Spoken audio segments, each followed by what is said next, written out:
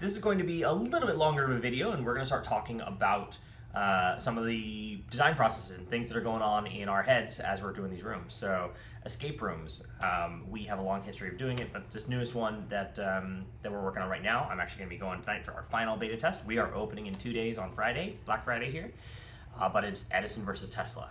And I want to talk about what makes this room really unique. So this room has been quite a journey building because it is, in essence, 4 different rooms. 2 copies of 2 rooms. So you have the Edison path, which is a fully featured escape room, and then you have the Tesla path, which is another completely fully featured escape room that takes place in the same space. So they both have a full set of puzzles, they have a full set of props and things like that they interact with. But while you're playing either one of them, you don't really see a lot of the other one's stuff. So there are items that get shared between the 2 of them. There are items that are locked away. And there are some things that are just there and not on, that are just furniture and setting. We try not to do anything. There's nothing that I would say rises to the level of like a red herring. There's nothing where you're like sitting there trying to figure out how you use this or frustrated you didn't use this, I don't think.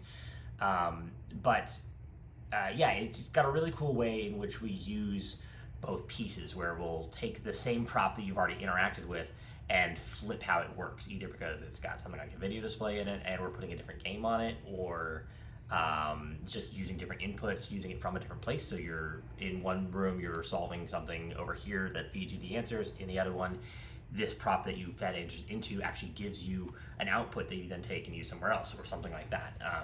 Really cool way that it's kind of like interlayering.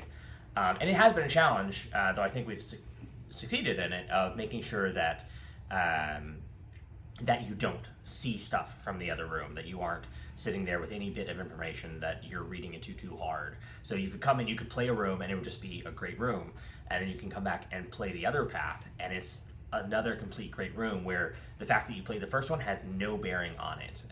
You don't have an advantage, you don't have a disadvantage. It's just 2 separate experiences, which is really cool. Then I said it was 4 because we have those 2, and we built it twice. So we built 2 complete copies of the room back to back, and we do them as a race room. So you can race head to head, and you can race as Edison versus Edison, or Tesla versus Tesla, or Edison versus Tesla, any combination thereof, which is really fun. And when you do that, I'll do another video talking about like the team dashboard and what they see in the room with the game timer and stuff like that. But you can see your progress along the room, and you can also see the other team's progress, so you can see how you're heading up to them. We actually originally designed this to be 3 copies of the room, so that you'd be able to put 3 teams of 8 through this thing at the same time, and all of them can be linked or unlinked. They all run completely independently of each other, so they can all start at the same time and be a race, but they don't care, do I have other rooms running, which mode are they in, any of that doesn't matter. It's completely open, so I could have one group that started and then have a walk up and start another group 10 minutes later. They're just not racing, which is a lot of fun too. As we went, we did end up finding out that the Edison is a little bit harder of a room, a little more puzzle-centric, versus Tesla, which is a little more adventure-centric and a little more like story-driven, more media sequences, stuff like that. Not that it doesn't have puzzles, but just as if you were to tell me like, hey, which one should I do? That's the sort of preference path I would send you down. It's like, if you're really into the puzzles, Edison's got you covered. If you're more here for the story, the adventure, Tesla's going to be a lot of fun. And so that is the really interesting new thing. I hadn't done something like that before.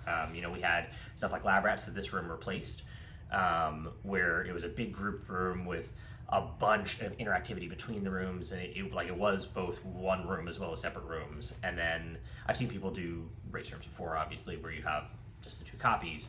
But this was the interesting one to have like these 2 different paths, and just how deeply they interact is very, very fun. So yeah. That is Edison versus Tesla. We're opening it this weekend at Escape Hour Austin, obviously in Austin here. So if you are local at any point, definitely come by, say hi, play the room, and I'd love to talk more about it.